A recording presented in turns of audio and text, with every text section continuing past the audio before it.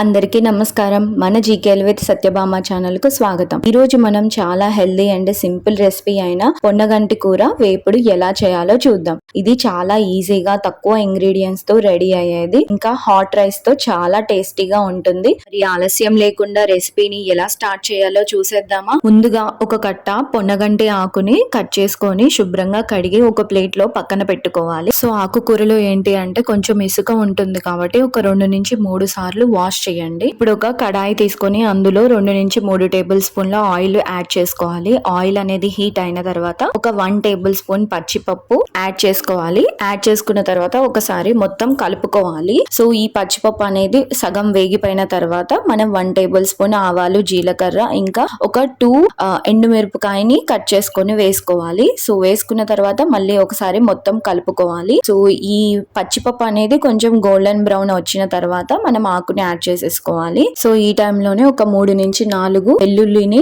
కచ్చా పచ్చా దంచుకొని వాటిని కూడా యాడ్ చేసేసుకొని ఒకసారి మొత్తం కలుపుకోవాలి. కలుపుకున్న తర్వాత మనం ఏదైతే ఆకు కడిగి శుభ్రం చేసి పక్కన పెట్టుకున్నాం కదా, ఆ ఆకుని కూడా మొత్తం యాడ్ చేసేసుకోవాలి. ఒకసారి ఆకుని యాడ్ చేసిన తర్వాత మొత్తం ఒకసారి కలుపుకోవాలి. సో మనం ఇది వేపుడు చేస్తున్నాం కదా, సో అందుకోసం అని మనం ఇది కంటిన్యూస్ గా తిప్పుతూనే ఉండాలి. లేకపోతే ఏమవుతుంది అంటే అడుగు అంటేస్తుంది, ఇంకా కలర్ కూడా పూర్తిగా చేంజ్ అయిపోతుంది. సో అందుకోసం అని మనం ఈ వేపుడికి కలుపుతూనే ఉండాలి. సో చూసారు కదా, వీడియోలో చూపిస్తున్న విధంగా కలుపుతూ ఉండాలి. సో ఇలా ఆకు కొంచెం మగ్గిన తర్వాత కొంచెం పసుపు యాడ్ చేసేసుకొని మళ్ళీ ఒకసారి మొత్తం కలిపేసుకోవాలి. సో ఇది కొంచెం మగ్గనికి టైం పడుతుంది కదా, ఈ లోపు దీని యొక్క బెనిఫిట్స్ ఏంటో చూద్దాం. పొన్నగంటి కూర అంటే చాలా మంది ఇగ్నోర్ చేస్తారు కదా, కానీ ఇది సూపర్ హెల్దీ ఆకుకూర అన్నమాట. ఇది బాడీకి కూలింగ్ ఎఫెక్ట్ ఇస్తుంది, ఐస్ కి కూడా చాలా మంచిది, ఇంకా ఐరన్ అండ్ ఫైబర్ ఎక్కువ ఉంటాయి, డైజెషన్ కి ఇది సూపర్ అన్నమాట. సో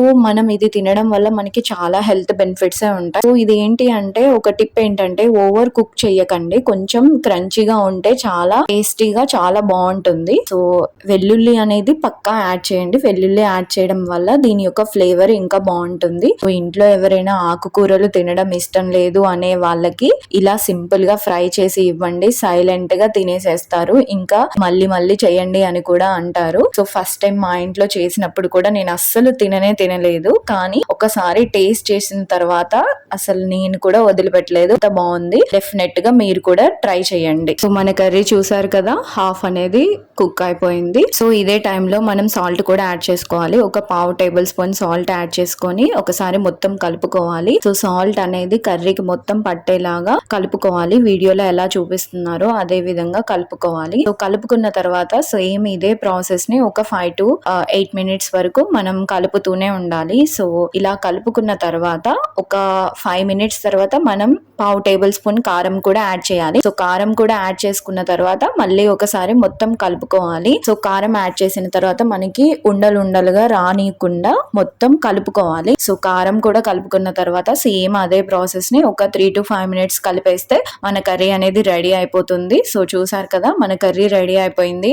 అంతే అండి, చాలా సింపుల్ గా మన పొనగంటి కూర వేపుడు రెడీ అయిపోయింది. మీరు కూడా ఇంట్లో ట్రై చేసి ఎలా వచ్చిందో కామెంట్స్ లో తప్పకుండా చెప్పండి. వీడియో కనుక మీకు నచ్చినట్లయితే లైక్ చేయండి, ఇంకా షేర్ అండ్ సబ్స్క్రైబ్ చేయడం మాత్రం మర్చిపోవద్దు.